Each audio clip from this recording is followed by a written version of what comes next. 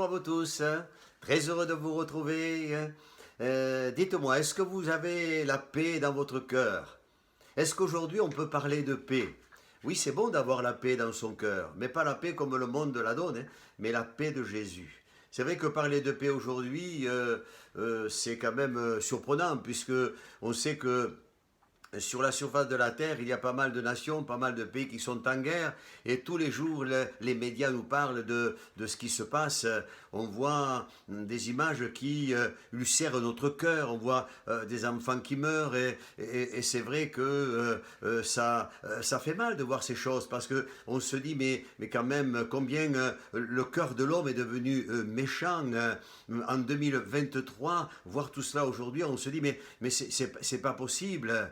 Vous savez, c'est pas la volonté de Dieu tout ça. Un jour, quelqu'un m'a dit, mais pour quelle raison y a-t-il autant de guerres, etc., si Dieu permet? Vous savez, la volonté de Dieu, ce n'est pas que les gens soient dans la souffrance, ce n'est pas que les gens meurent, loin de là, mais c'est que les gens soient dans la paix et puis que les gens vivent, gloire à Dieu. Alors, peut-on se projeter aujourd'hui dans l'avenir?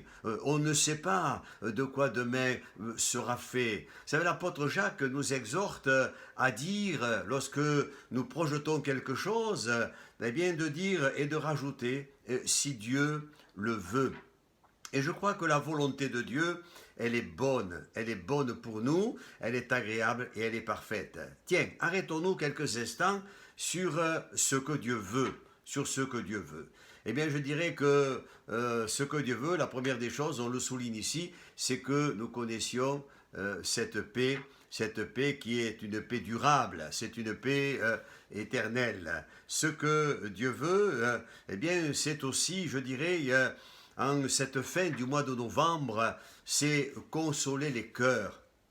C'est un mois difficile, c'est le début de l'hiver, mais le mois de novembre, c'est un mois où, dans le cœur de pas mal, la flamme du souvenir a été ravivée, le souvenir de ce qu'on a perdu, parce qu'il y a eu la Toussaint, la fête des morts, et on sait tout cela, n'est-ce pas?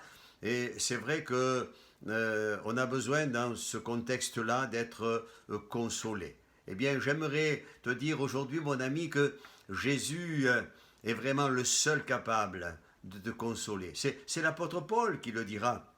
Il dira que notre Dieu, c'est le Dieu de la consolation. Ce que Dieu veut. Allez, on peut rajouter ceci, c'est que Dieu veut donner un sens à notre vie. C'est vrai qu'il y a beaucoup de projets dans le cœur de l'homme, mais c'est ce que dit la parole de Dieu. Nous le lisons dans le livre des Proverbes au chapitre 19 et au verset 21. Il est écrit, il y a dans le cœur de l'homme beaucoup de projets, mais c'est le dessein de l'Éternel qui s'accomplit. Et je crois qu'il est bon, là aussi, de tout remettre entre les mains du Seigneur. Concernant notre destinée, concernant les projets que nous pouvons faire, c'est peut-être dans le domaine du travail, c'est peut-être aussi sentimental, peut-être dans d'autres domaines aussi, n'est-ce pas? Mais je crois qu'il est bon de se placer devant Dieu et de demander là aussi la volonté du Seigneur. Parce que, voyez-vous, les voies de Dieu, les pensées de Dieu, ce ne sont pas toujours les nôtres. Et il est bon, comme le dit la parole de Dieu, de se recommander à l'Éternel. Recommande à l'Éternel, recommande-toi, recommande ta vie à l'Éternel, mets en lui ta confiance, dit la Bible, et tes projets réussiront.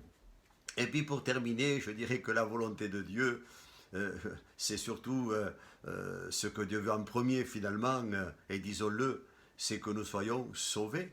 Peut-être quelqu'un écoute ce message ce matin et vous n'avez pas dans votre cœur l'assurance du salut. Vous n'êtes pas certain d'être sauvé.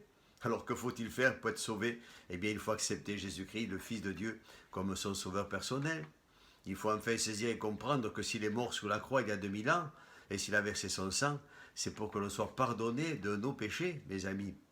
Vous qui écoutez ce message, la Bible dit tous ont péché et sont privés de la gloire de Dieu. Le salaire du péché, c'est la mort, et c'est ce que dit l'apôtre Paul dans son épître aux Romains.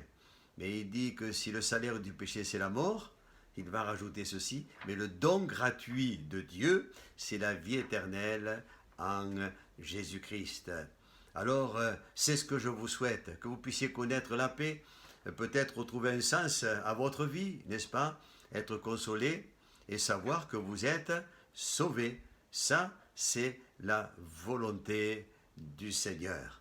Alors que Dieu vous bénisse et qu'il vous garde dans cette paix.